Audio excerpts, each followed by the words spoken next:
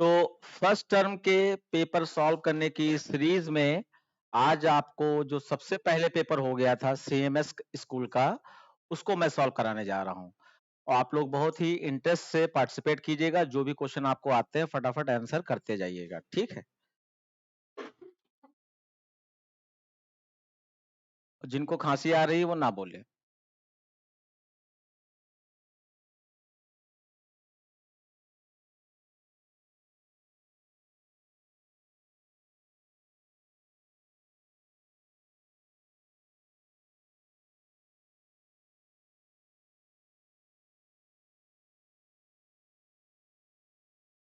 Okay, तो सारे बच्चे आ गए हैं। अब देखिए, ये सीएमएस का पेपर है आपका, और इसमें क्या आपके हिसाब से सही है, क्या गलत है, या क्या सही करके आए, क्या गलत करके आए, इसको आप अभी के अभी देखना चालू कीजिए।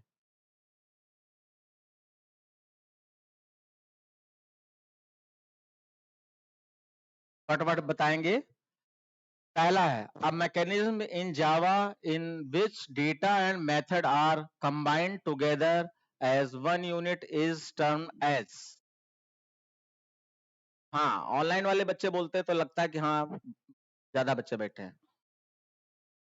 इनकैप्सुलेशन बिल्कुल सही है। उसके बाद कैरेक्टर लिटरल्स है in Java are enclosed within single quotes. बहुत अच्छा। हाँ, ऐसे बोलते रहिए, अपना एवल्यूशन करते रहिए। Example of an operator that can be used to combine two or more relational expression, forming complex decision making contrast is। एक से अधिक कंडीशन लगाना है आपको, तो आप एंड ऑपरेटर का यूज करते हो, ठीक। उसके बाद keyword that declares a variable as a constant, पता होना चाहिए आपको। यहाँ पे कई बच्चों ने गलत किया होगा, अगर फर्स्ट टर्म का हमने असाइनमेंट दिया था वो पढ़ा होता, ये क्वेश्चन आपको जरूर मिलता। बताइए, ऑनलाइन वाले बच्चे बताएं। Final keyword, final keyword is use to make a value constant to any variable या ऑफ एनी वेरिएबल। तो यहां पर मैं इसको थोड़ा सा एक्सप्लेन भी कर देना चाह रहा हूं कि जैसे आपने लिखा final, final A is equal to 5, तो इसका मतलब है बच्चों कि 5 ए में फिक्स हो गया है। अब अगर आप a is equal to a plus 2 करो तो आपके हिसाब से क्या आ जाना चाहिए, 7। लेकिन यहां पर एरर शो होगी। अगर आप ऐसा करने की कोशिश करते हो तो एरर आ जाएगी, और उस एरर में लिखा होगा कि using final keyword if you declare any variable and assign it any value, then that value can not be change. वो वैल्यू चेंज नहीं हो सकती होल प्रोग्राम में। लेकिन इस 5 का अगर यूज करना चाहें कहीं तो कर सकते हैं। जैसे अगर हम यहाँ पे c इज इक्वल टू और b प्लस ए करें कुछ, और b की वैल्यू मान लीजिए 2 है, और a में क्या है आपका 5, तो 5 प्लस 2 7 इसमें आ जाएगा। लेकिन a की खुद की वैल्यू अगर बदलने की कोशिश करेंगे तो नहीं बदल सकते, यानी कि ये आप लिखो तब भी एरर आएगी। अगर a plus plus minus minus कहीं कुछ लिख दो तब भी तो वैल्यू बदल रही है ना a की, तब भी एरर आएगी। तो फाइनल कीवर्ड यहाँ पर करेक्ट आंसर है, किसी भी वैल्यू को कांस्टेंट बनाने के लिए यूज किया जाता है। क्लियर। उसके बाद scanner class belong to which of the following package. ये तो बहुत, सिर्फ एक क्वेश्चन अलग मिला, बाकी ये सब आसान है। बताइए ऑनलाइन वाले बच्चे। जावा डॉट यूटिल होता है। उसके बाद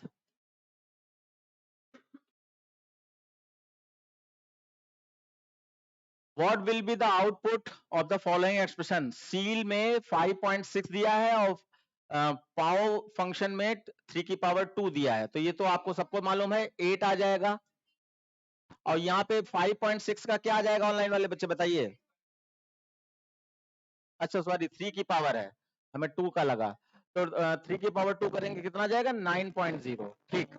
और सील फंक्शन में 6.0 दे देगा, और बीच में प्लस है, तो 15.0 आपका इसका सही आंसर हो गया।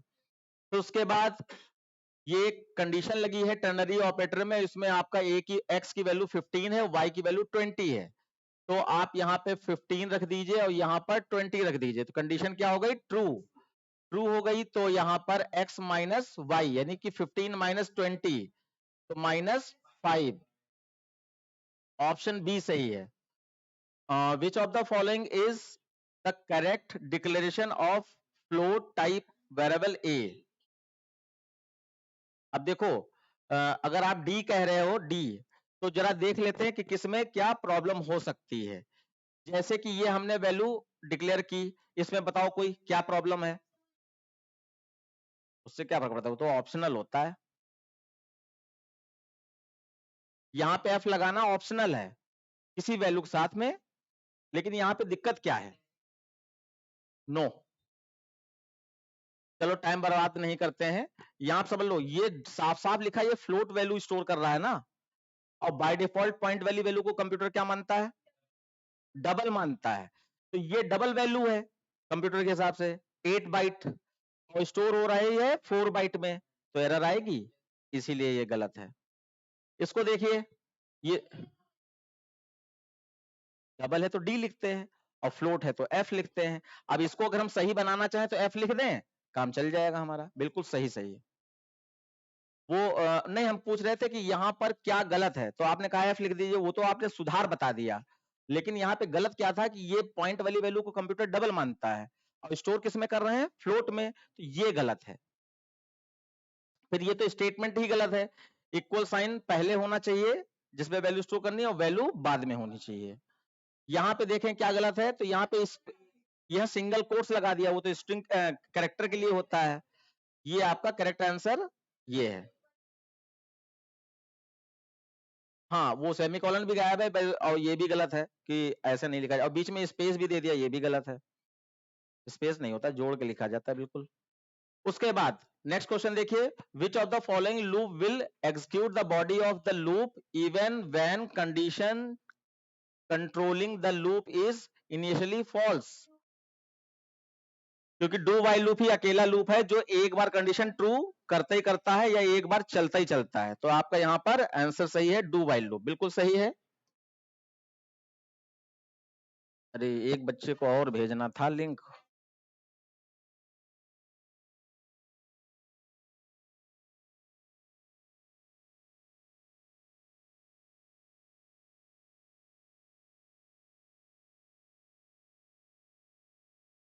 ओके, अब देखिए, which of the following loop will execute the body of, अच्छा ये हो गया, तो और आगे बढ़ते हैं। 10th वाला, ये how many times will the following loop execute? तो यहाँ पर एक लूप है जिसमें कोई करली ब्रैकेट ऑन ऑफ नहीं है, तो इसका मतलब ये एक लाइन इस लूप के अंदर मानी जाएगी।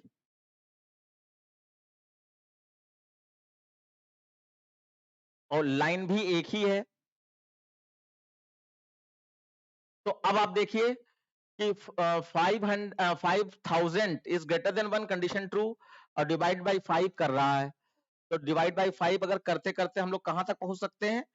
पहले डिवाइड बाई 5 किया तो 5000 का डिवाइड बाई 5 कितना हुआ? 1000 हो गया, तो यहां पर आपका 1000 हो गया। और वो किसमें स्टोर किया? नम में ही स्टोर कर लिया, इसका मतलब नम का जो 5000 था वो हट गया मेमोरी से। फिर लूप ऊपर गया, 1000 is greater than 1 condition true, नीचे आया 1000 डिवाइडेड बाई 5, तो कितना आ गया? 200 आ गया। उसके बाद 200 बड़ा है 1 से, फिर नीचे आया 200 डिवाइडेड बाई 5, 14, 40 सॉरी 40। फिर अब यहां पे हमें ये भी तो काउंट करना है कि कितनी बार चला। तो पहली बार जब चला था तो आपका 5000 था, 5000 था। दूसरी बार चला तो 1000 था। तीसरी बार चला तो 200 था।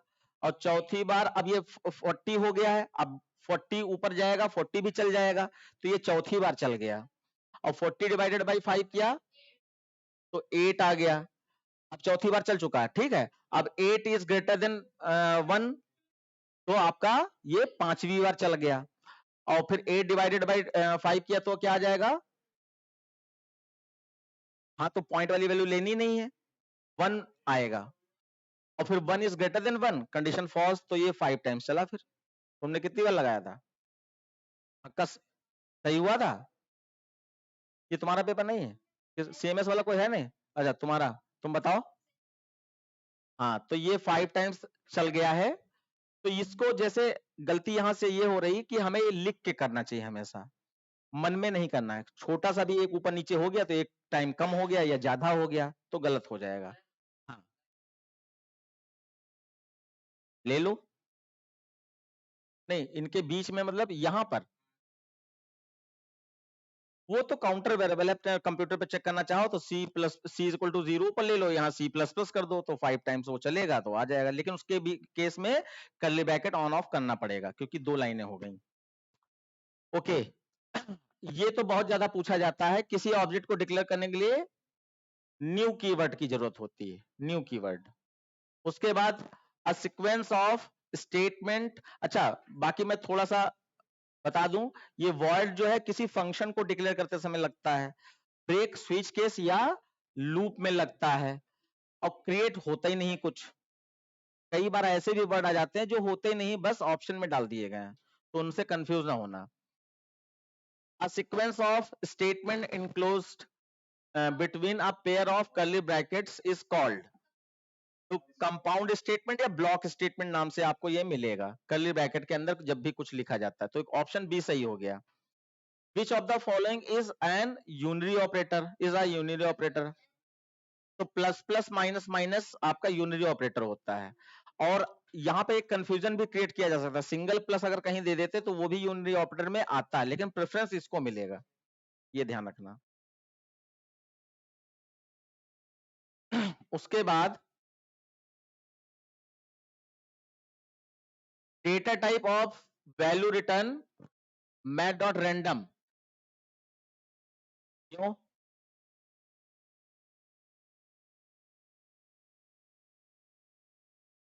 एक सील होता है, एक फ्लोर होता है, एक रैंडम होता है, और एक राउंड होता है। तो राउंड जो होता है, हाँ, राउंड रैंडम में कंफ्यूज ना होना। राउंड जो होता है वो इंटीजर वैल्यू देता है, और जो रैंडम है ये 0.0 से 0.9 के बीच की वैल्यू रिटर्न करता है। 0.0 से, यहाँ पे थोड़ा सा इसका थ्योरी भी समझ लीजिए। ये कौन सा नंबर था? ये अच्छा, रैंडम। रैंडम आपका जो है 0.0 से 0.9 के बीच की वैल्यू रिटर्न करता है। इसके बारे में ये फंडामेंटल याद रखिएगा, रैंडम फंक्शन। तो आपका यहां पर डबल वैल्यू रिटर्न करेगा, इसका आंसर ये है, क्योंकि ये सब जीरो में ही है। उसके बाद सिंगल कमेंट लाइन के स्टेटमेंट को आप यहां कंफ्यूज हो जाते हो, तो यहां पे मैं एक बार बता दूं कि आपका ये जो है सिंगल लाइन कमेंट माना जाता है, और ये ऐसे ऐसे करके जब दे दिया जाता है तो ये मल्टी कमेंट लाइन माना जाता है, मल्टी लाइन कमेंट लाइन। और उसके बाद एक और होता है, ऐसे 2 स्टार लगाकर इसको बंद किया 1 स्टार से, तो ये डॉक्यूमेंट कमेंट लाइन माना जाता है। इसको हम लोग बहुत कम यूज करते हैं, दो यही आपके ऑप्शन में हमेशा आएंगे। तो आपका यहाँ पर ये सिंगल लाइन वाला कौन सा है? ये है, इससे कंफ्यूज ना होना। उसके बाद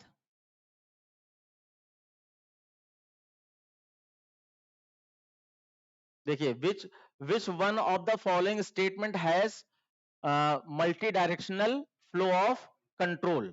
मल्टी डायरेक्शनल स्विच केस में पहली लाइन ही ये लिखाई जाती है हम लोगों की क्लास में, it is a multi branching statement. तो आपका यहाँ पे आंसर हो जाएगा स्विच केस। उसके बाद द मेमोरी और capacity of float data type, तो 4 बाइट है, बिल्कुल सही है आप लोगों ने कहा। आउटपुट, अब यहाँ पे देखो, ये प्लान दिया है, फिर स्लैश एन से क्या होता है, लाइन चेंज होती है। तो प्लान प्रिंट होगा, फिर लाइन चेंज हो जाएगी, फिर फॉर प्रिंट होगा, फिर लाइन चेंज हो जाएगी, फिर द प्रिंट होगा, और उसके बाद स्पेस आ जाएगा, और फिर प्लेनेट। द स्पेस एक लाइन में रहेगा, बाकी सब लाइन चेंज करके आना है। देखो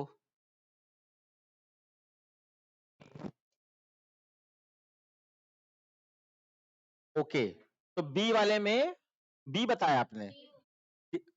हाँ देखो, पहले आपका प्लान आया, फिर फॉर आया, और फिर लाइन चेंज करके आपका ये स्पेस भी आया और द प्लेनेट आ गया। तो डी ऑप्शन आपका बिल्कुल परफेक्टली सही है। कोई कंफ्यूजन हो बता देना। हम्म,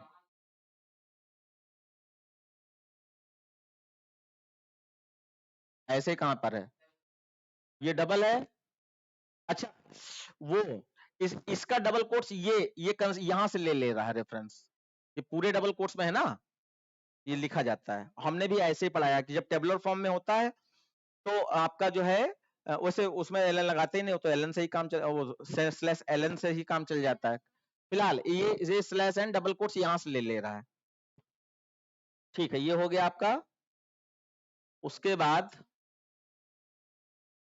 विच of the following is the correct option to input complete line of text, यानी कि स्ट्रिंग इनपुट करनी है, पूरा स्पेस के साथ में अगर आपको इनपुट करनी है तो क्या सही रहेगा, देखो।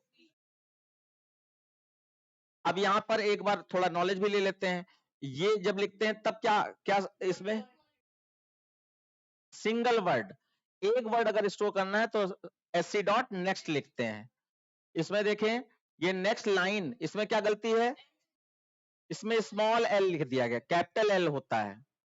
यहां पर नेक्स्ट लाइन बिल्कुल सही है, तो ऑप्शन तो यही हमें लग रहा है सही है। हाँ ठीक, यही वाला सही है ऑप्शन। और यहां पर स्ट्रिंग का एस छोटा कर दिया गया। स्ट्रिंग का एस बड़ा क्यों होता है, स्ट्रिंग का एस जैसे नॉर्मली तो सारे डेटा टाइप का स्मॉल में ही रखा जाता है, स्ट्रिंग एस बड़ा क्यों होता है, स्ट्रिंग एक क्लास है, string is not a data type, it is a it consider in a special data type। और स्पेशल डेटा टाइप कुछ होता ही नहीं है, सिर्फ प्रिमिटिव होता है और नॉन प्रिमिटिव होता है। तो स्पेशल डेटा टाइप में यहाँ पर स्ट्रिंग को रखा जाता है, ये एक क्लास है, ये छोटी छोटी चीजें याद रखो, स्ट्रिंग एक क्लास है। तो क्लास के आगे कोई भी वेरिएबल का नाम जो लिखा जाएगा वो क्या माना जाएगा, ऑब्जेक्ट। किसी क्लास के आगे कुछ भी लिखोगे, जैसे स्कैनर क्या है, एक क्लास है, और उसके आगे एससी जो लिखते हो वो क्या होता है, एक ऑब्जेक्ट होता है। ठीक है, उसके बाद the statement use to stop the program immediately whenever required and terminate the java virtual machine।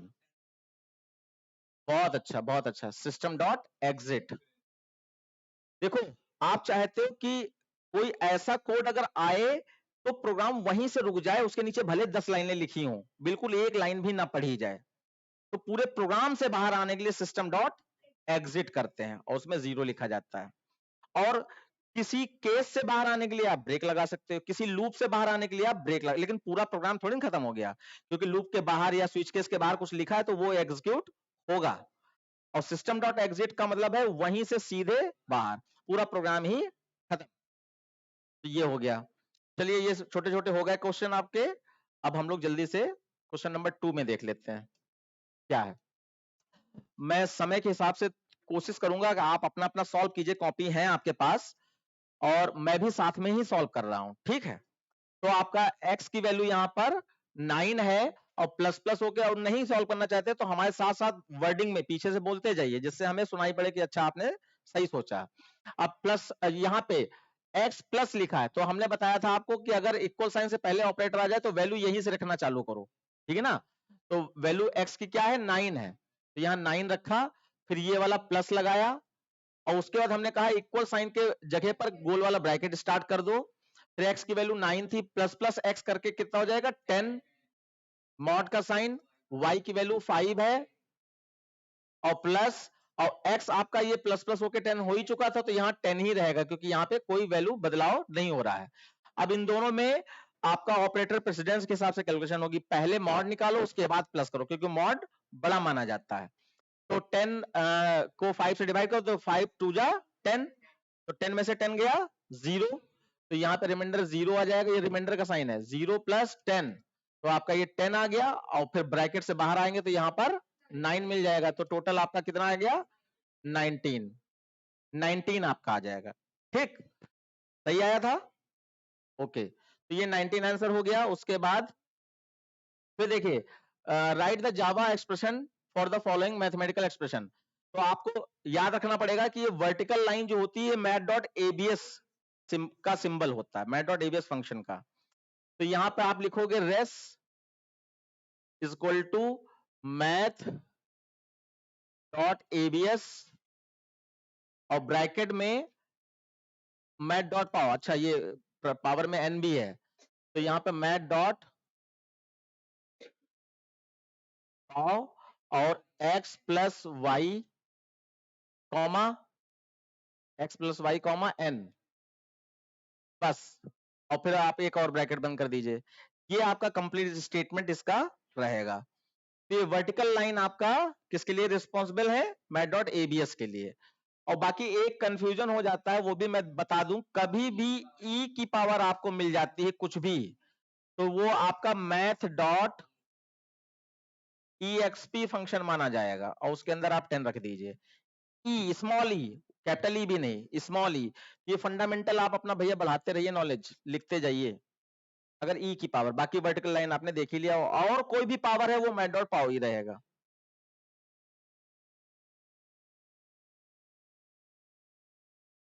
तो पावर के नेस्टेड पावर हो गई, यानी पावर के अंदर पावर लगाओ, यानी EXP के अंदर EXP लगा दो, क्योंकि उसके ऊपर भी कुछ होगा फिर। और नहीं तो EXP में ई को खाली रख दो, ज्यादा टेंशन क्यों लेते हो, ये तो तुम्हारे दिमाग की उपज है। ओके बच्चों जल्दी जल्दी करेंगे। अब यहां पर ये टाइप के क्वेश्चन लगभग फिक्स हैं, जैसे जावा एक्सप्रेशन निकालना फिक्स है, कन्वर्ट करना कोई इफ एल्स इफ को टर्नरी ऑपरेटर में, टर्नरी ऑपरेटर को इफ एल्स इफ में। तो यहां पर नेस्टेड यूज किया जा रहा है, यानी देखो इफ के अंदर इफ है, या आपका नेस्टेड स्ट्रक्चर इफ का माना जाएगा, इफ है, एल्स इफ है और एल्स है। तो यहाँ पे आप इसको क्या कहा जा रहा है? Using ternary operator. तो आप बिल्कुल वैसे बिहेव करो जैसे इसमें बिहेव होगा। देखो पहले इसमें टर्नरी ऑपरेटर का सिंटेक्स याद करो, पहले क्या होता है? रिजल्ट वेरिएबल होता है। तो हाँ नेस्टेड है ये।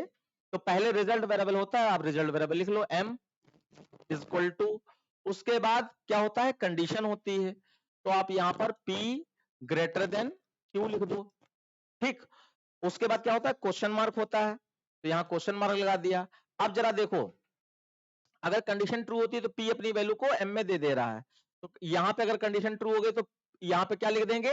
p अपनी वैल्यू m में, क्योंकि m इज इक्वल टू तो लिखा ही जा चुका है। यहाँ पे direct m is equal to नहीं लिख सकते, m इज इक्वल टू पहले आ चुका है, यहाँ p वाली वैल्यू m में चली जाएगी। अब जरा ध्यान दो, उसका सिंटेक्स में क्या होता है? कोलन साइन होता है। तो अब यहाँ पे जरा फील करो कि अगर ये कंडीशन फॉल्स होती है तो कहां जाएगा? एलसिफ में। नहीं मालूम? कंडीशन फॉल्स होगी तो एलसिफ में जाएगा। तो ऐसे ही यहां पे अगर कंडीशन फॉल्स होती है तो कहां जाता है? कोलन साइन में जाता है। कंडीशन ट्रू होती है तो क्वेश्चन मार्क में जाता है, कंडीशन फॉल्स होती है तो कोलन साइन में जाता है। तो यहाँ पर कोलन साइन में जब जाएंगे तो यहाँ पे आपको कंडीशन फॉल्स होने पर क्या मिल गया? फिर से एक कंडीशन मिल गई। तो इसमें भी आपको क्या करना पड़ेगा? कोलन साइन में जाने के बाद फिर से एक कंडीशन मिल गई, यानी आप कंडीशन लगा सकते हो। ये लगा दिया। अब कंडीशन अगर कहीं भी लगी मिल जाए टर्नरी ऑपरेटर में, तो उसके बाद क्वेश्चन मार्क आएगा ही आएगा, ये ध्यान रखना है। तो ये कंडीशन है तो इसका भी क्वेश्चन मार्क होगा। अब जरा देखो, अगर ये कंडीशन ट्रू हो रही है तो क्या हो रहा है? क्यू अपनी वैल्यू को एम में दे दे, तो क्यू अपनी वैल्यू को एम में दे दे, ये इस लाइन का मतलब हुआ। उसके बाद क्वेश्चन मार्क हो जाता है तो कोलन साइन लगता है, फिर लगता है। अब जरा ध्यान दो, अगर ये भी कंडीशन फॉल्स तो ये इसमें आ गए, अगर ये कंडीशन ट्रू है तो ये क्यू वैल्यू वाली एम में चली गई, अगर ये भी कंडीशन फॉल्स है तो कहां जाओगे? एल्स में। एल्स में जाओगे ना। तो अगर ये कंडीशन फॉल्स हुई तो क्वेश्चन मार्क तो हो चुका है, अब कोलन साइन में क्या लिख दें हम? जीरो लिख दें, बस दैट्स ऑल। इतना ही करना है आपको कि ये कंडीशन ट्रू हुई तो ये वर्क करेगा, ये कंडीशन ट्रू हुई तो ये वर्क करेगा, और कोई कंडीशन ट्रू नहीं तो एल्स में जाएगा। तो ये अब आप समझो ये क्या हुआ।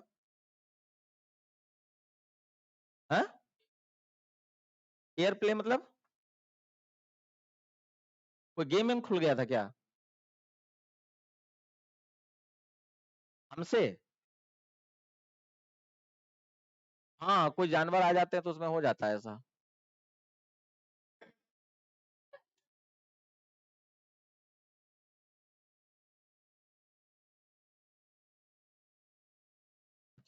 ठीक है, ओके, मजाक हो गई, उसमें क्या दिक्कत है।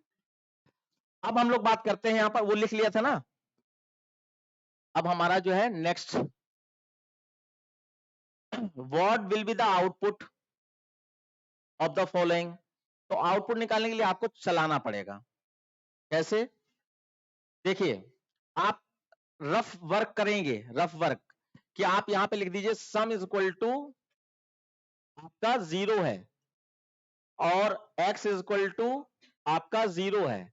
अब यहां आइए कंडीशन पे, कंडीशन में आप लिखेंगे 1, रफ वर्क ऐसे करेंगे, कंडीशन में लिखेंगे 1, और देखो x की वैल्यू क्या है, x की वैल्यू आपकी 0 है, और पोस्ट इंक्रीमेंट का मतलब तुरंत वैल्यू चेंज नहीं होती, क्या लेगा 0, तो 0 इज लेस देन, और ये क्या -7 लिखा है, ओके ओके, अगर इस पे ध्यान ना दे पाते तो गलत हो जाता।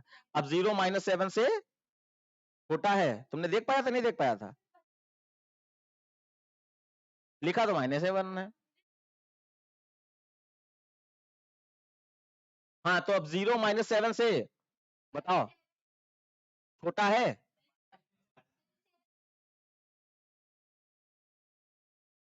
यार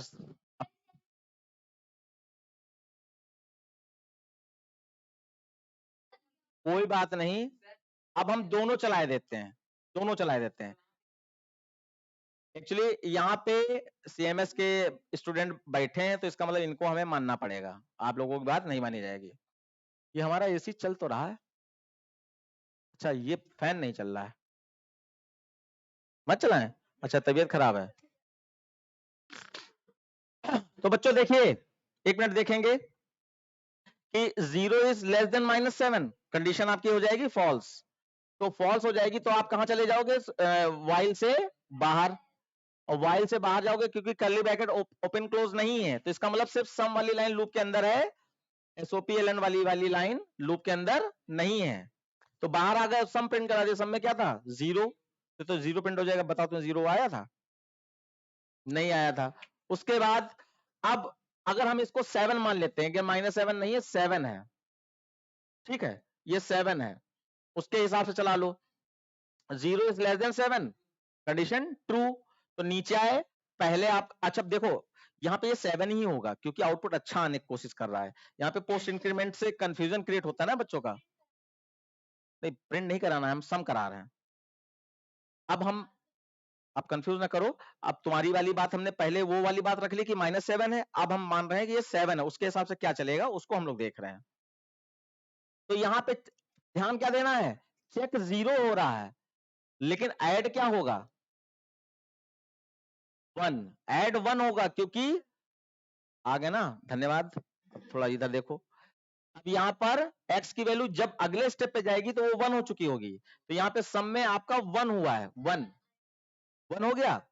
उसके बाद लूप का नेचर है, अब जैसे आप एसओपी लाइन में चले जाओ, ये गलत चीज है क्योंकि कर्ली ब्रैकेट ऑन ऑफ नहीं है, इसका मतलब एक ही लाइन है, तो यहीं से लूप ऊपर चला जाएगा, और अगला स्टेप में आपका चेक होगा 1, 1 is less than 7, condition true, तो नीचे आने पर यहाँ पे +2 होगा क्योंकि 1 से प्लस प्लस करके कितना हो चुका होगा 2, फिर लूप ऊपर जाएगा, अब 2 is less than 7, condition true, तो नीचे आने पर ये +3 होगा, फिर 3 is less than 7, condition true, नीचे आने पर +4 होगा, फिर 4 is less than 7, condition true, फिर नीचे आने पर +5 होगा, अब हमें सीक्वेंस मिल गया है, फिर 5 is less than 7, condition true, नीचे आने पर 6 आ जाएगा, फिर 6 is less than 7, condition true, और नीचे आने पर 7 हो जाएगा, अब 7 हो गया, अब ऊपर जाने पर 7 is less than 7, condition false, अब इसको ऐड करो, कितना आया 28, हम तुम पे विश्वास करें, तुम्हारी मैथ हमने एक बार चेक की है, बहुत अच्छी है, तो 28 आ गया है, तुम्हारा तो आया ही नहीं था, तुम्हारा तो 0 आया था, नया लग रहा लेकिन यही सही है। देखो, अगर पहले वाले आउटपुट को माने कि -7 था, उसके हिसाब से तो 0 प्रिंट हो गया था सब में, लेकिन अगर -7 नहीं है 7 है, तो पूरा आपका 28 ही आएगा। हाँ ठीक, धन्यवाद एग्री करने के लिए।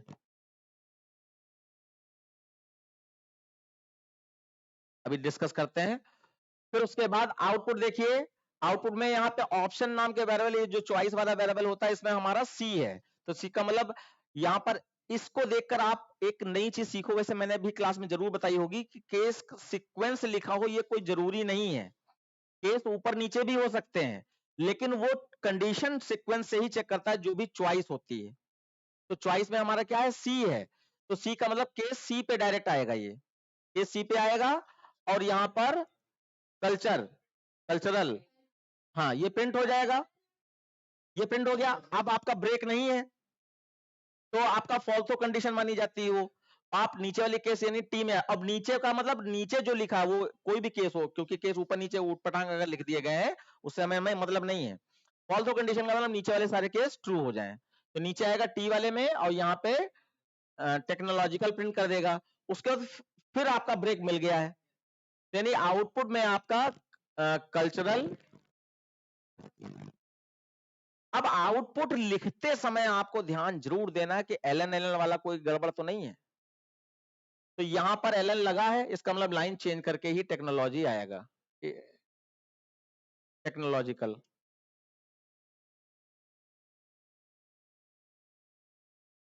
ठीक, ये आउटपुट हो जाएगा। तुम लोग बदतमीजी ना करो ना, तुम देखो पीछे, पीछे देखो तो ग्रीन ग्रीन उसमें कौन बैठा है, मैम बैठी है ना। तुम देखो वो कितनी बड़ी हैं हम लोगों से, मीन्स तुम लोगों से, और फिर भी वो पढ़ रही हैं। देखो पीछे एंजॉय कर रही हैं क्या, या मोबाइल में रील देख रही हैं तुम्हारी तरीके से। वो पढ़ रही हैं और तुम्हारी क्लास चल रही, तुम ध्यान ध्यान नहीं दे पा रहे हो। हाँ वो सब सही है, लेकिन बात ना करो। हम सिर्फ एग्जांपल इसलिए दे रहे हैं कि वो कितनी बड़ी होकर आज भी पढ़ रही हैं। और वो क्या पढ़ रही हैं, वो ये पढ़ रही हैं कि अब हिंदी की क्लास फ्री में तुम लोगों को प्रोवाइड की जाएगी। उन्होंने चैनल पहले से बनाया है ना।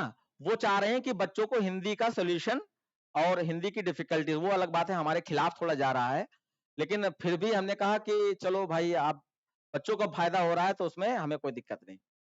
क्योंकि वो फर्स्ट ईयर में हिंदी छोड़ देते ना, वो कंप्यूटर छोड़ देते बच्चे, हिंदी ले लेते हैं। हमारे बच्चे नहीं छोड़ते हैं, स्कूल में देखो बहुत सारे बच्चे छोड़ देते हैं। हमारे बच्चे कंप्यूटर जो पढ़ लिया वो उसको सबको आ गया। तो ये आपका रिजल्ट हो गया। कोई क्वेश्चन किसी का, अभी रिजल्ट नहीं हुआ, अभी रिजल्ट नहीं हुआ बच्चों, ब्रेक के बाद। अब यहीं पे जल्दीबाजी शैतान का काम होता है ना।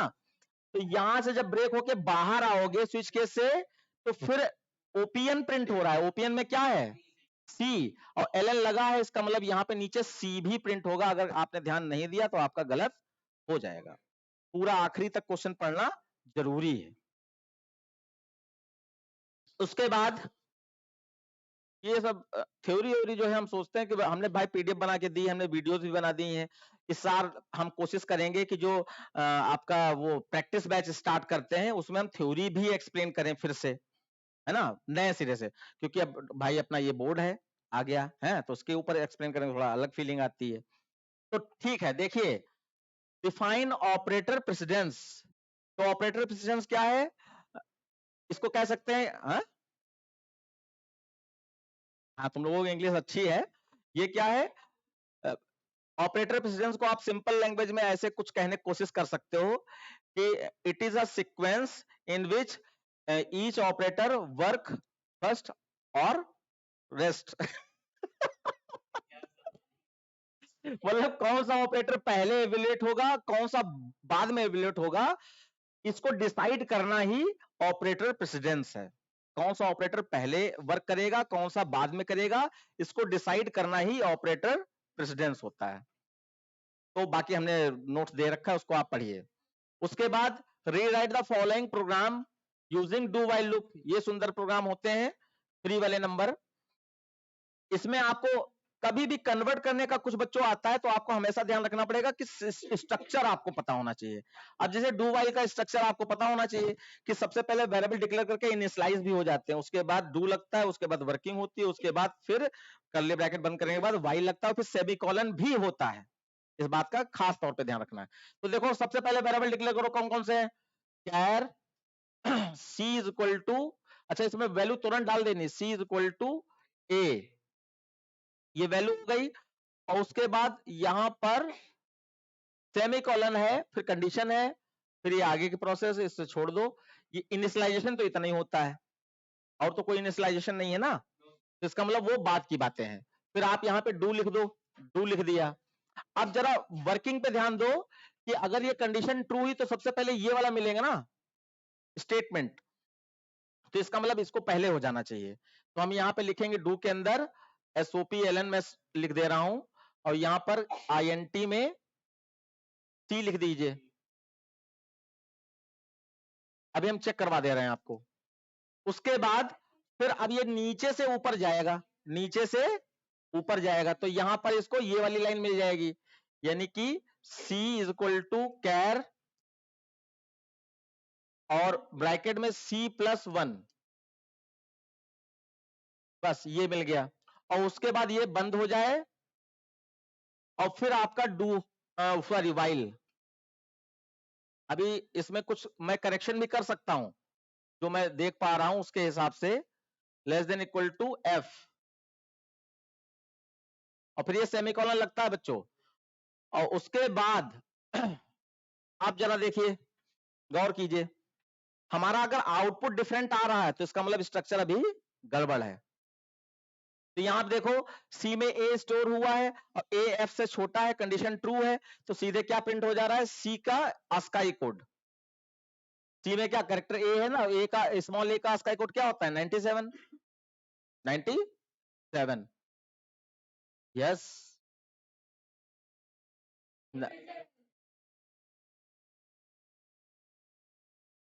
तो ये आपका 97 प्रिंट हो जाएगा सबसे पहले।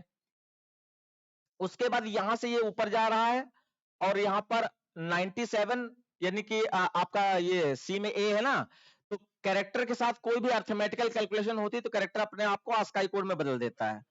तो सी के पास स्मॉल ए है, स्मॉल ए का मतलब ये 97 है, 97 प्लस 1 तो 98, और 98 के आगे कैर लगा, इसका मतलब ये 98 का मतलब बी बना देगा, तो बी बन गया और सी में स्टोर हो गया। अब ये ऐसा क्यों किया गया, क्योंकि सी एक कैरेक्टर वेरिएबल है, कैरेक्टर को कैरेक्टर चाहिए, और यहां पर ये न्यूमेरिक वैल्यू देगा, तो इसलिए टाइप कास्टिंग की गई। तो ये आपका बी बन गया, और उसके बाद यहां से यहां हो गया। आप चेक करो, बी छोटा है एफ से, कंडीशन 2 नीचे आए, और बी का ASCII कोड क्या हो जाएगा आपका 98। ये 98, 99, तो A B C D E F, तो 97 से 97, 98, 99, 100, 1, 2, 2 तक जाएगा, और उसके, अच्छा 100 छूट गया, 100, 101 और 102 तक जाएगा, F2 पे आता है ना, और उसके बाद 103 होने पर कंडीशन फॉल्स हो जाएगी। ये आउटपुट आ रहा है, ठीक है। अब यहां पर जरा एक बार इसको चेक करा लो, अगर स्टार्टिंग वैल्यू सही चल रही तो आगे वैसे चलेगा। तो देखो ए में आपका, सी में आपका ए है स्मॉल वाला, और नीचे आएंगे सीधे हमारा सी प्रिंट हो रहा है और INT लगा है, तो इसका मतलब सी के पास क्या था, ए, तो यानी 97 हमारा प्रिंट हो गया। उसके बाद 97 से 98 हुआ, और ये बी बन गया, और फिर यहां से आप यहां आओगे, बी छोटा है आपसे, कंडीशन ट्रू है, तो यहां से फिर से आप ऊपर डू पे चले जाओगे और नीचे उतरोगे, तो आपका अब 98 था, 98 INT, सॉरी 90 के नंबर बी था, तो बी के आगे INT लगा देंगे तो 98 आ जाएगा, यानी कि ये सही चल रहा है। तो इसमें क्या दिक्कत है, किसी को कोई दिक्कत थी अभी? कोई दिक्कत नहीं होनी चाहिए, बिल्कुल सही स्ट्रक्चर है। हाँ, इसमें कुछ नई चीजें आपको देखने को मिल रही हैं, वो जरूर है, ध्यान रखो कि कैरेक्टर से वेरिएबल से लूप चलाया गया, वो अलग बात है कि ये जबरदस्ती की लाइन है। यहाँ पे हम लोग क्या लिख सकते थे, ये सी में ए है और यहाँ पे सी प्लस प्लस कर देते, अपने आप ये बी बन जाता, अपने आप ये बी बन जाता। ये सिर्फ आपको कंफ्यूज करने के लिए कि आपको पता भी है कि कैरेक्टर में नंबर जोड़ोगे तो ASCII कोड बन जाएगा, ASCII कोड में कैर लगाने से फिर से वो कैरेक्टर बन जाएगा, ये दिखाने के लिए ऐसा कुछ किया गया होगा। सारी चीज देख ली।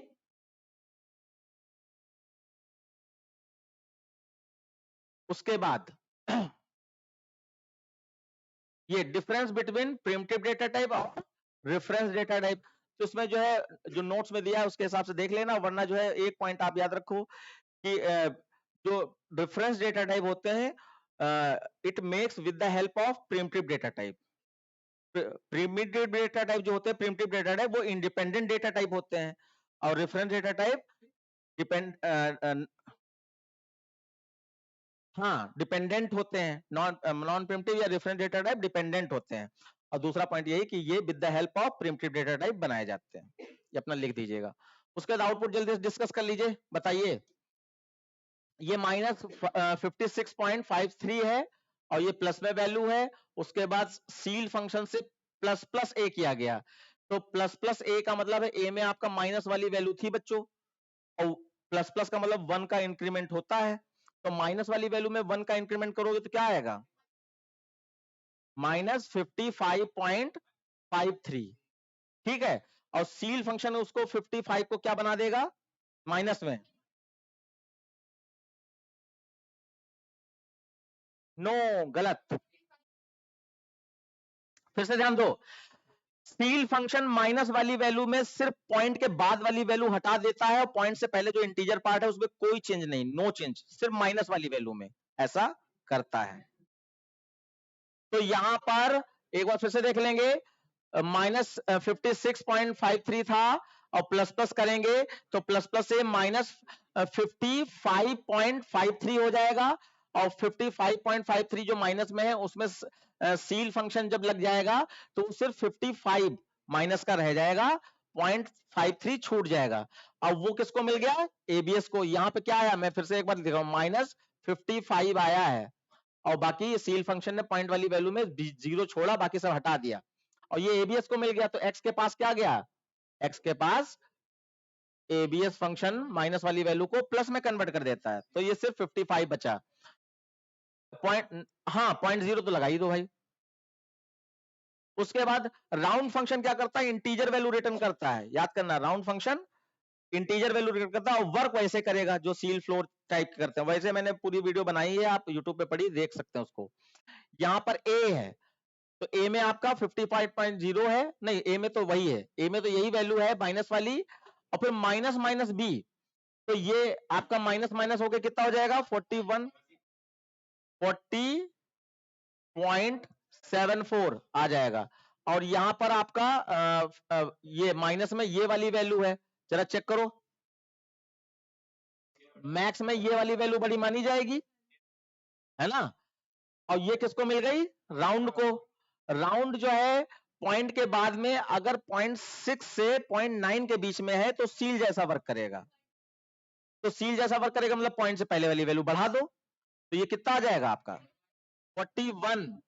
अब 0.0 राउंड नहीं देता है, वो इंटीजर वैल्यू देता है, तो आपका ये राउंड फंक्शन इंटीजर वैल्यू 41 देगा, लेकिन ये स्टोर कहां हो रहा है, डबल में, तो 0.0 लगा देगा वो, ये एक अलग बात है। तो आपका 41.0 इसमें आ गया। अब x को प्रिंट करा है, x की वैल्यू आपकी 55.0 आई, और y की वैल्यू आपकी 41.0 आई। ये आपके आउटपुट आ गए। पसीना आ गया आउटपुट निकालने में, नहीं आया तुम लोगों को, गर्मी है, क्वेश्चन से मतलब थोड़ी ना है। अरे ऊपर ही ऊपर निकल जाता है, हमको छोड़ देता है बीच में। अब देखो यहाँ पर, what are jump statement, give an example. तो जंपिंग स्टेटमेंट ओवरऑल जावा में कितने होते हैं बताओ, अच्छा कौन कौन से, आप लोग कितने पढ़े लिखे हो। 3 जंप स्टेटमेंट होते हैं, एक ब्रेक होता है, एक कंटिन्यू होता है, एक रिटर्न स्टेटमेंट होता है जो फंक्शन से कंट्रोल को वापस लाता है। तो एक एग्जांपल भी देना है तो आप कुछ भी दे दो, for int I is equal to 1, I is less than equal to 5, I plus plus, पहले ब्रैकेट खोला, if I is equal to 2, तो ब्रेक लगा दिया, ब्रेक, और यहाँ पे एसओपी में आई को प्रिंट करा दिया, और उसके बाद कर्ली ब्रैकेट बंद कर दिया। बताओ आउटपुट क्या आएगा, आउटपुट बताओ क्या आएगा, ओए आई के पास 1 था, 1 5 से छोटा है, नीचे आया 1 2 से मैच नहीं कर रहा है तो 1 प्रिंट हो जाएगा। उसके बाद आई प्लस प्लस होकर 2 हो गया, 2 भी 5 से छोटा है, नीचे आया 2 2 से मैच हो गया, तो ब्रेक से लूप से बाहर आ गए, तो सिर्फ 1 आएगा, वही तो तुम कह रही थी।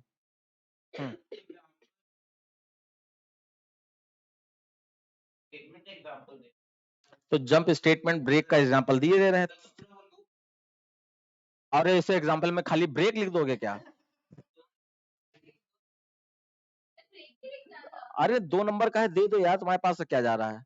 वैसे खाली एग्जाम्पल में ब्रेक, कंटिन्यू और आपका रिटर्न लिखा जा सकता है, ठीक है। अच्छा, ये बात सही है तुम्हारी, ठीक है। और कुछ बचा इसमें? हाँ, अब देखो यहाँ पे क्या होगा, कुछ कुछ कहीं पढ़ा किसी ने, कुछ कहीं नहीं पढ़ा। आपको क्या करना है, जब पेपर सॉल्व करोगे तब आपको पता चलेगा। हम किसी भी स्कूल से बिलोंग करते हो, हमको बोर्ड के हिसाब से तैयार होना है, तो यानी कि हमको हर तरीके के क्वेश्चन जो स्कूल्स में पूछे जा रहे हैं आने चाहिए। इसीलिए मैं बार बार कह रहा हूं कि हर स्कूल का पेपर लगाओ, सारे स्कूल का पेपर अपना पेपर समझते हुए लगाओ। इतनी डेडिकेशन होनी चाहिए आपकी। अब यहाँ पे देखो, मैं यहाँ पे पूरा क्वेश्चन तो नहीं सॉल्व करने वाला हूँ, खाली इसका आइडिया पूरा पूरा आइडिया दूंगा। A company for selling goods deals with two types of customer, that is dealer और रिटेलर। अब देखो, आपने नॉर्मली क्या पढ़ा है, आपने 2 कॉलम वाला पढ़ा है, आपने 3 वाला पढ़ा ही नहीं, तो कंफ्यूज नहीं हो जाओगे? हाँ, हाँ, ये तुम्हारी समझदारी है, तुमने अटेम्प्ट नहीं किया, नहीं तो इसी पे कटता नंबर, है ना।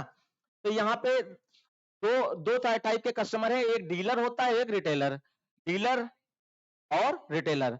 अब ये कह रहे हैं कि the company offer discount to the dealer and retailer. Company जो है डीलर को भी डिस्काउंट दे रही है और रिटेलर को भी डिस्काउंट दे रही, परचेजिंग गुड्स और फिर पेइंग बिल, बिल उसके हिसाब से निकालो। तो देखो, ये क्या है, days of payment. With in 30 days dealer को 15% मिल रहा है और आपका रिटेलर को 10%। और ऐसे ही आपका इसके बीच में है तो डीलर को इतना, रिटेलर को इतना, और इसके बीच में है तो डीलर को नो डिस्काउंट और रिटेलर को no। तो अब इसका सिंटेक्स खाली आपको देखना है। सिंटेक्स एक बार देख लो कैसे हम लोग यहाँ पे इसको मैनेज करेंगे, यानी इफ एल्स। इनपुट तो करा ही लोगे ना आप लोग, इनपुट तो करा ही लोगे ना।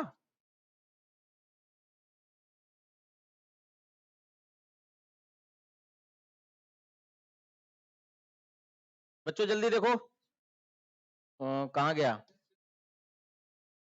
देखो, वैसे नॉर्मली इफ एल्सिफ से ही ये काम चल जाएगा, स्विच केस लगाने की जरूरत नहीं है। देखो, आगे बैठ के बातें कर रही हो। यहाँ पे इनपुट क्या क्या करना है, देखो, except number of days, number of days input करना है, और फिर कॉमा,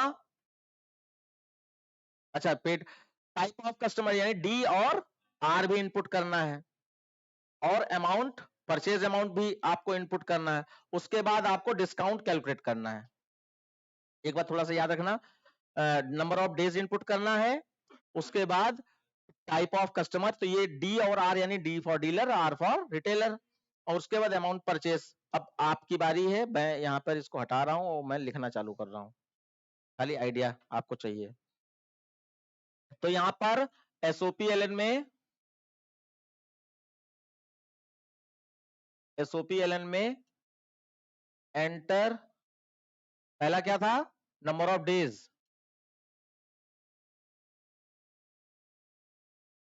तो यहाँ पे आपने डी में ले लिया, एन में ले लो, नेक्स्ट आईएनटी, उसके बाद एसओपीएलएन, टाइप ऑफ कस्टमर,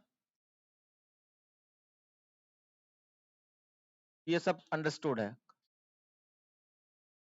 लिख दोगे तो कोई बुराई नहीं है। तो यहां पर आप कैरेक्टर वैल्यू लोगे, char c h is equal to, ये क्या था, टाइप था ना, तो टी ले लेते हैं, तो T is equal to S C dot next dot caret. ये कई बार हमें बताना पड़ेगा तब जाके बच्चों को रटेगा, सिंगल लाइन, सिंगल कैरेक्टर ऐसे इनपुट होता है। उसके बाद आपको परचेज अमाउंट भी चाहिए, एंटर, क्या पीयू होता है,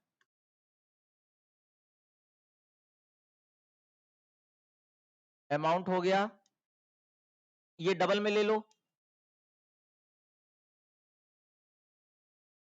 S C dot next double, अब बात आई, रिटेलर को अलग डिस्काउंट मिलना है और डीलर को अलग। तो आपका स्ट्रक्चर खाली आप समझिए, यहां पर आप चेक करोगे, इफ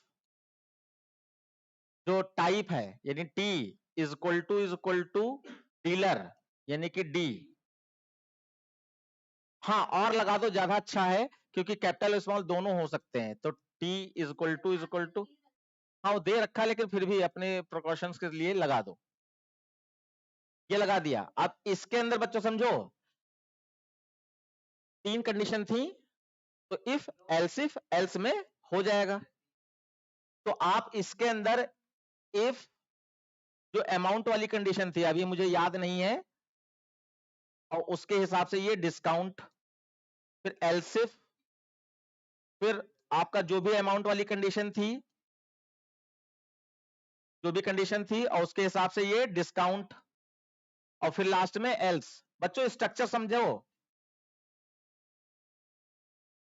ये कैलकुलेशन अपने आप कर लोगे, इतने काबिल हो तुम लोग।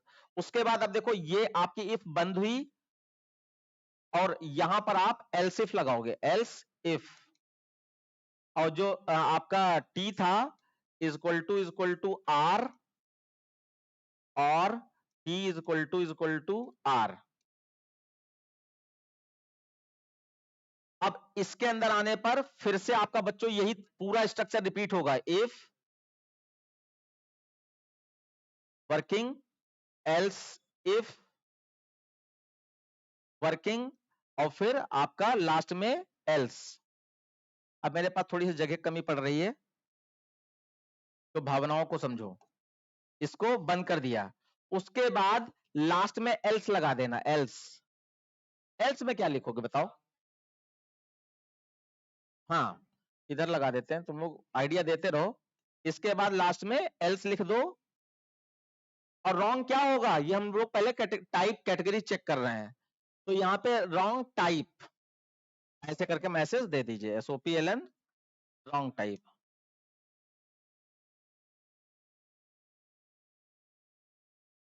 तो ये 3 टेबल का स्ट्रक्चर ये रहेगा कि पहली जो चीज थी, कैटेगरी के हिसाब से ही डिस्काउंट मिलना है। तो पहले कैटेगरी मिलाई, अगर वो डीलर है तो उसका ये अमाउंट ये चेक किया, और उसके हिसाब से रिजल्ट निकाला। अगर कैटेगरी डीलर नहीं है तो एलसिफ में चले आए, कैटेगरी रिटेलर है तो यही सब रहेगा, खाली कंडीशन चेंज हो जाएंगी, और ये कैलकुलेशन की वैल्यू चेंज हो जाएगी।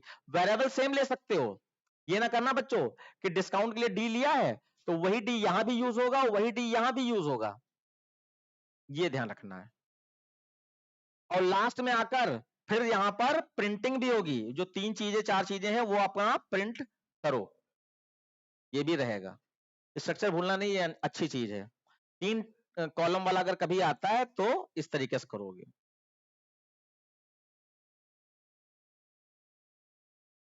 स्विच कैसे? हाँ कर सकते हो।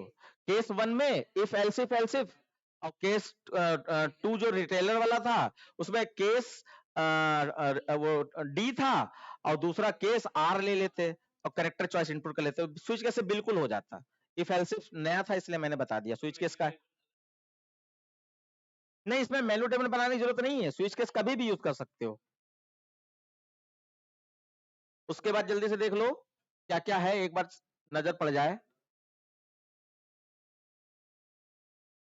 2D नंबर कर लिया था किसके? अच्छा ये है, तो तुम्हारा पहले पेपर हो गया था, इसका मतलब कॉपी पेस्ट हो गया। लाइट चली गई क्या? लाइट तो है, क्या हुआ? तो जाओ बिना पूछे समझे, थोड़ा सा हम बस लास्ट तक पहुंच जाए, बाकी आप जाना चाहो जा सकती हो, अगर ज्यादा लेट हो रहा है, कोई दिक्कत वाली बात नहीं है। क्योंकि सबके घर में मम्मी अलग अलग टाइप की होती हैं, है ना? खुल गया ना? ठीक है। अब ढूंढनी नंबर वाला हम बस छोटा सा ऐसे ही सॉल्व करके दिखा दे रहे हैं। जैसे ये 512 है, तो सम ऑफ डिजिट करो, और जो ये हम अच्छा किसी पेपर में एलपीएस वाले हाँ तो डिस्कस हो चुका है ये एलपीएस वाला बच्चों पेपर जो हमने सॉल्व किया है, उसकी वीडियो बनी हुई, उससे आप देख लीजिएगा, ठीक, उससे देख लीजिएगा। मैं दूसरा क्वेश्चन ले रहा हूं। राइट अ प्रोग्राम इन जावा। अच्छा ये सीरीज है, यही वाला समझना है ना तुमको। देखो भाई सीरीज में क्या है, यहाँ पर नंबर ऑफ टर्म्स n है, नंबर ऑफ टर्म्स n है, और ये इसमें हो क्या रहा है, p प्लस क्यू की पावर 2, p प्लस क्यू की पावर 4। तो हम लोग देखते क्या है, डिनोमिनेटर और पावर में ही देखते हैं क्या हो रहा है ना। तो जो डिनोमिनेटर है वही पावर है, सेम चल रही है। 2 का टेबल एक तरीके से चल रहा है, तो प्लस टू करके हो जाएगा। तुम यहाँ क्यों नहीं कर पाई, ये नहीं समझ में आया हमें। इसमें इनपुट क्या करना है, p q और n, तीन चीज इनपुट करनी है। SOPLN में बेटा निकलना चाहो निकल जाओ, कोई दिक्कत नहीं।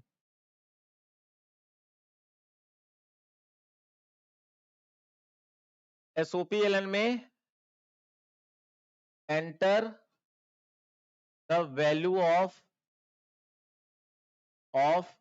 P Q and N। हाँ वो अलग अलग आप इनपुट कराना, हम थोड़ा सा समय बचाने के लिए ऐसा कर रहे हैं।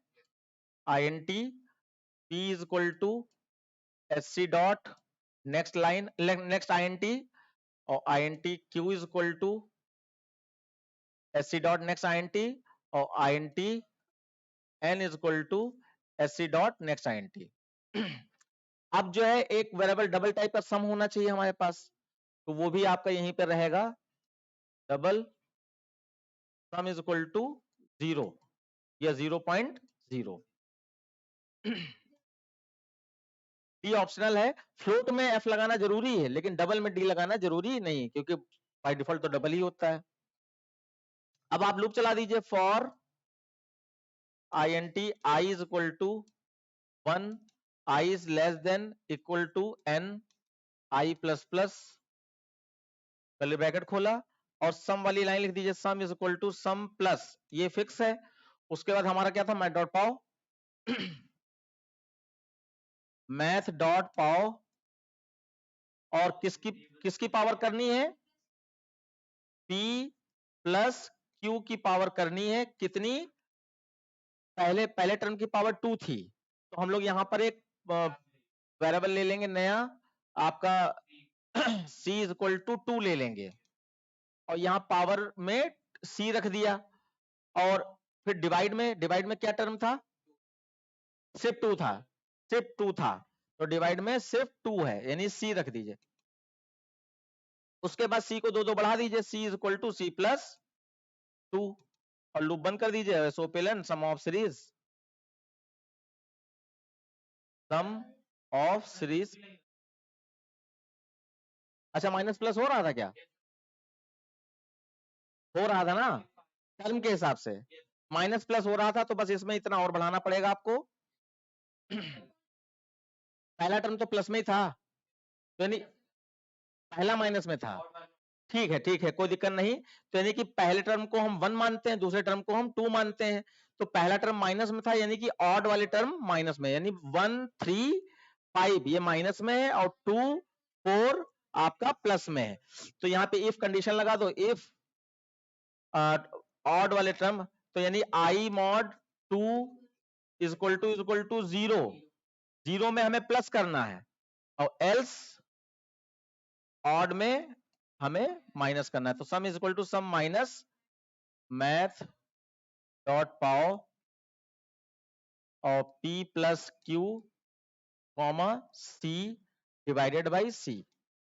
उसके बाद ये इफ एल्स में नहीं स्टेटमेंट है, ये बाहर है, C plus is equal to 2।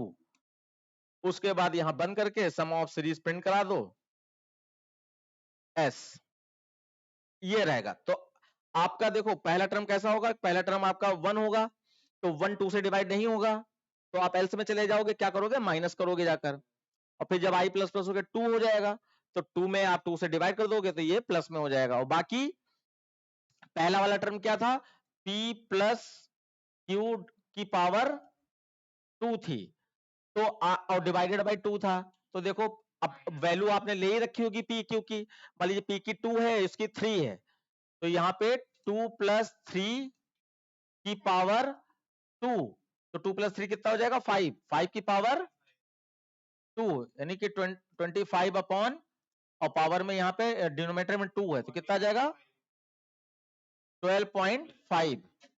तो ये आपका 12.5 जब एल्स में आएगा तो ये माइनस होगा 0 से पहले।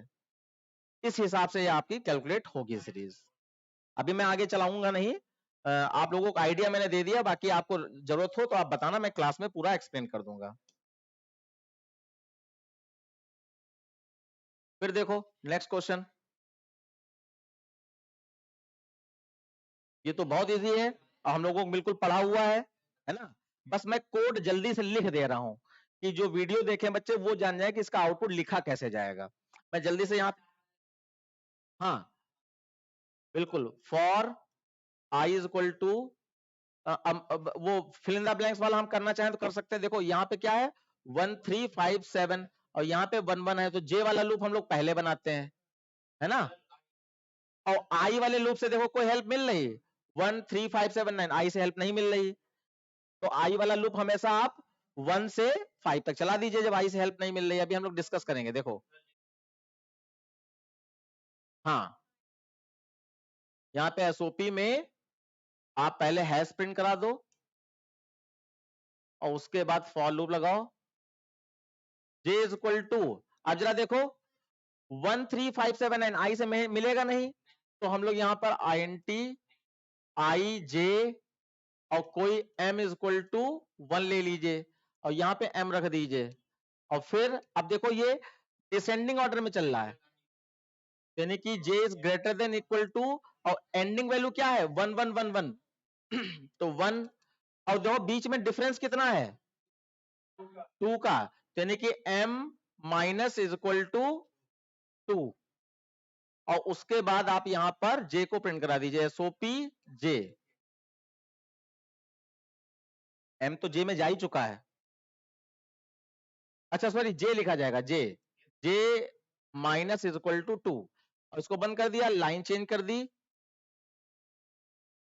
और इसको बंद कर दिया। तो ये कोड है बच्चों इस प्रोग्राम का। और आई वाला लूप क्योंकि इससे हेल्प नहीं कर रहा, तो ये 1 से 5 लाइन है, तो 1 से 5 तक चला दीजिए, i is less than equal to 5 i plus plus. अब आपको पढ़ाई से भी याद आ रही होगी कि क्या है, और बाकी इसको एक्सप्लेन करने की जरूरत नहीं, क्योंकि अभी नीचे कितने क्वेश्चन बचे हैं,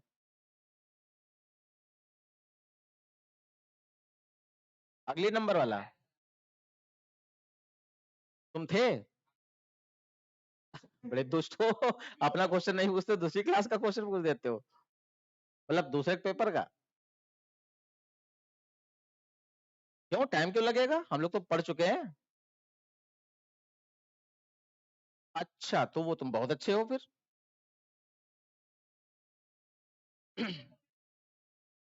ये क्वेश्चन, ये तो बहुत आसान है। स्विच कैसे करना, केस 1 में आपको क्या करना होगा बच्चों, आपको खाली यहाँ पर S को इनपुट कराना है और R को और B को, और तो आप क्या करोगे जब डिफरेंट इनपुट है तो केस के अंदर इनपुट कराना। केस 1 में S को इनपुट करा लेना, केस 2 में R को इनपुट कराना, केस 3 में B और H को इनपुट कराना, और केस 1 में इनपुट कराने के बाद फॉर्मूला लगा दो, प्रिंटिंग हो जाएगी। बहुत सारी प्रोग्राम हम लोग कर चुके हैं ये, ठीक।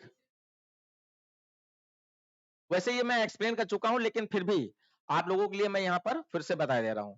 यहाँ पे कहा जा रहा है अगली नंबर, और नया प्रोग्राम है ये भी समझ लो। अगले नंबर में क्या बता रहा है कि कोई भी एक नंबर इनपुट कराओ, चेक करो वो अगली नंबर है या नहीं है, और साथ में यहाँ पे जो डेफिनेशन दी गई, अगली number are numbers whose only prime factor are 2 3 5, इन 2 3 5 में से ही प्राइम फैक्टर हो सकते हैं। और जैसे यहाँ पे 14 इज नॉट अगली number since it include another prime number factor 7, और 6 इज अगली नंबर। तो 6 के फैक्टर देखो क्या है 2 3 है। अब यहाँ पे जो बच्चे नहीं समझ पाए होंगे, जैसे कि ये ऐसे नाक मुंह बना रही है, तो इसको बता देते हैं। तुम समझ चुकी हो, तुमको नहीं समझ में आया होगा जैसे ये 6 है, तो 6 के फैक्टर, 6 के प्राइम फैक्टर चेक कर दें, 6 के प्राइम फैक्टर, शांत रहो, अरे ठीक बाद में देख लेना। 6 के फैक्टर देखो कौन से होंगे, यार का 1 तो प्राइम होता नहीं है, तो 2 3 ये दोनों प्राइम है, और उसके बाद खुद से डिवाइड करके देखना नहीं है। खुद 5 भी हो सकता था, लेकिन खुद से डिवाइड करके देखना नहीं, और 5 से तो डिवाइड होगा नहीं है। तो 2 3 इसके फैक्टर हैं, इसलिए अब इसमें कहा गया 2 हो, 3 हो, 5 हो, या तीनों में से कोई एक हो, या तीनों में से हो सकते हैं। इसके फैक्टर तीनों में से कोई भी एक फैक्टर हो सकता है। अब तुम पढ़े थे ना, बच्चा बताओ क्या बताया था, भूल गए होगे ना? तो हाँ,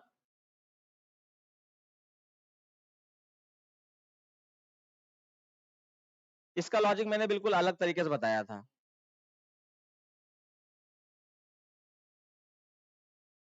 टफ है, ऐसे नहीं हो पाएगा, क्योंकि सिर्फ 2 3 5 से ही इसको प्राइम फैक्टर से डिवाइड होना चाहिए, और किसी से डिवाइड नहीं होना चाहिए, यानी फैक्टर सिर्फ यही दो होने चाहिए।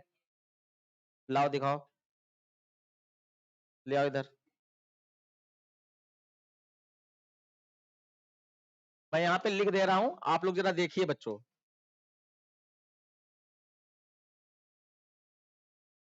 ये अगली नंबर वाला प्रोग्राम लिखा जा रहा है।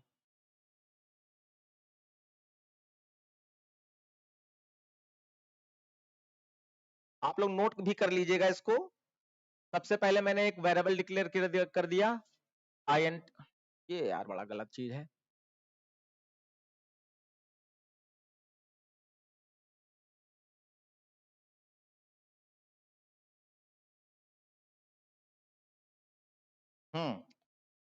मैंने ले लिया इंट, नोट कर लीजिएगा बच्चों, ए, और उसके बाद अभी जैसे जैसे वेरिएबल जरूरत होगी मैं लेता जाऊंगा, फिर उसी SOPLN एंटर अ नंबर,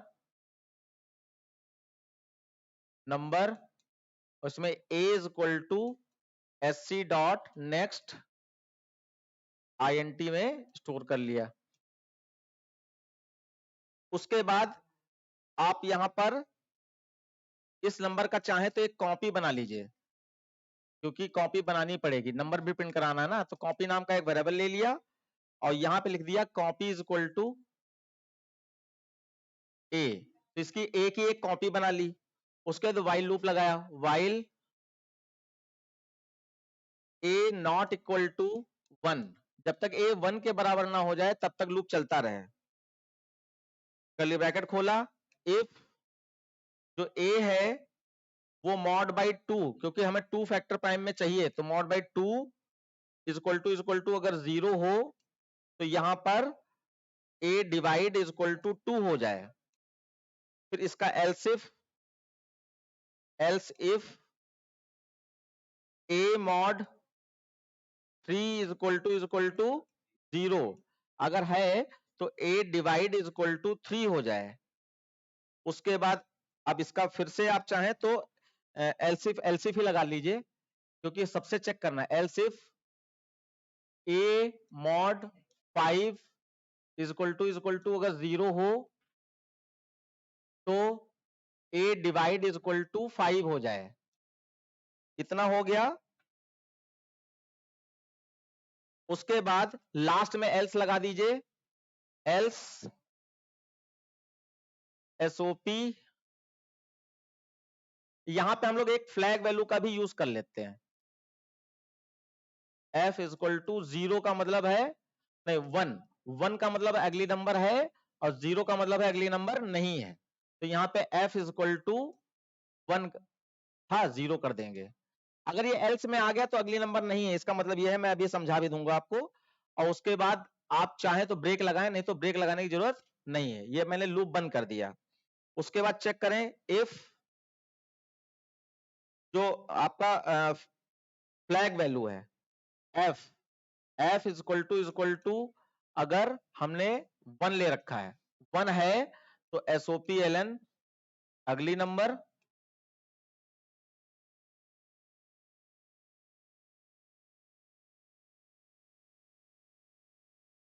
और a को प्रिंट करा दीजिए, कॉपी बनाई थी हमने, एल्स नॉट।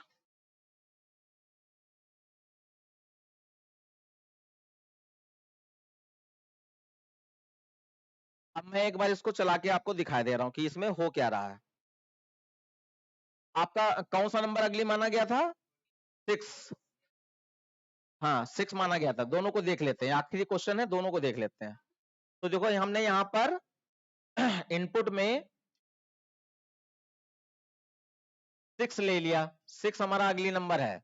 6 की कॉपी बनाकर हमने कॉपी नाम के वेरिएबल में स्टोर कर लिया।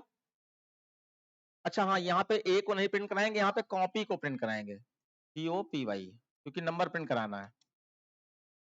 तो देखो 6 not equal to 1, condition true, नीचे आए 6 2 से डिवाइड हो जाता है, कंडीशन ट्रू, तो नीचे आए और 6 को 2 से डिवाइड करेंगे क्वेश्चन निकालने के लिए, तो क्या बचेगा 3, तो यहाँ 3 बच गया। अब इफ ट्रू हो गए तो एल्सिफ, एल्सिफ और एल्स में जाने की जरूरत नहीं है। फिर लूप ऊपर आ गया, अब यहाँ पे ए में क्या बचा 3, अब 3 not equal to 1, condition true, नीचे आए, अब 3 2 से डिवाइड होता है नहीं, तो एलसीएम में चेक करो 3 3 से डिवाइड होता है, हाँ होता है, तो नीचे आए, अब 3 को 3 से डिवाइड कर दिया, कितना बचा आपका 1, 3 1 जा 1 हो जाएगा ना, 3 1 जा 3, तो 1 आ गया। फिर आप और कहीं नहीं जाएंगे, सीधे आपको यहां पहुंच जाओगे। अब 1 नॉट इक्वल टू 1 पूछ रहा है, कंडीशन फॉल्स, क्योंकि 1 1 के बराबर होता है। कंडीशन फॉल्स हो गई तो पूरे लूप से बाहर आ गए, और यहाँ पे आपका ए में इस समय 1 है। अब देखो यहाँ पे ये क्या था 1, तो 1 1 से मैच हो रहा है, तो यहाँ पर अगली नंबर 6 प्रिंट हो गया। तो यहाँ पे तो कोई खास इसका रोल हुआ ही नहीं फ्लैग वैल्यू का, है ना, और हमारा अगली नंबर भी प्रिंट हो गया, ये क्या चक्कर है। तो अब 14 अगली नंबर नहीं होता है, उसको चेक करा के देख लेते हैं। तो अब आप यहां मानो यहां पर 14 है, तो 14 की कॉपी हमने बना ली, यहां पे 14 आ गया। अब जल्दी से चलवा लो, 14 नॉट इक्वल टू 1, नीचे आया 14 2 से डिवाइड होगा, कंडीशन ट्रू है, तो यहां पे डिवाइड क्वेश्चन निकालेंगे तो 7 आ जाएगा। उसके बाद 7 आ गया, ठीक। अब इफ ट्रू हो गए तो एल्स इफ एल्स में नहीं जाएंगे, लूप ऊपर चला गया। अब 7 not equal to 1, condition true है, नीचे आ गया। 7 2 से डिवाइड होगा नहीं, तो आप एलसीएम में जाओगे।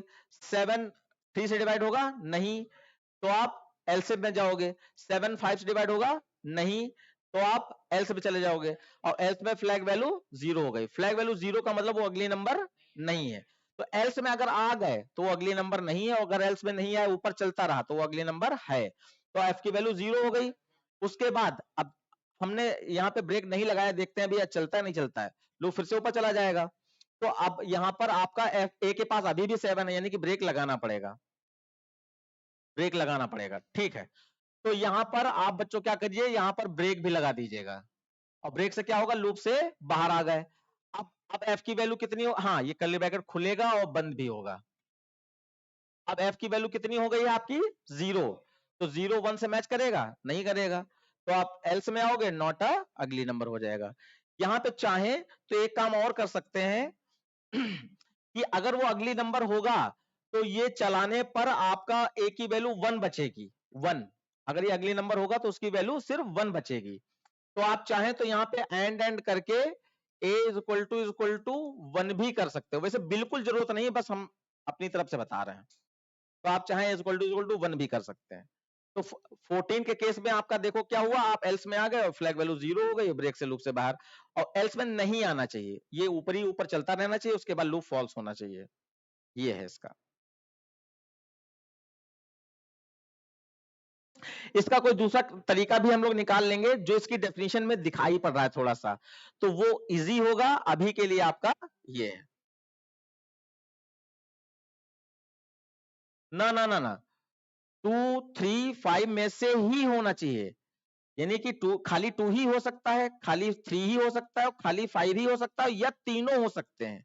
जैसे 6 के केस में आपका 2 भी था और 3 भी था, क्योंकि 2 से भी डिवाइड हुआ, 3 से भी डिवाइड हुआ, उसके बाद 1 हो गया था वो, और कोई प्राइम नंबर नहीं होना चाहिए। यस बेटा, 18 क्या करें, हाँ 18 देखो। चलो ठीक है बच्चों, क्लास बहुत लंबी हो रही है, अब अगली क्लास में फिर मिलते हैं। Thank you very much. और ये जो भी बच्चे हैं उनको अपना शेयर भी कर देना तुम लोग थोड़ा सा फ्रेंड सर्किल में, जिससे कि और बच्चे थोड़ा अवेयर हों और यहाँ पर अरे तो ये पगले हैं भाई, नया बैच स्टार्ट हो चुका है, इसलिए आप जो है 7 to 8 में नया बैच स्टार्ट हो चुका है, तो उसमें आए तो फायदा उठाएं।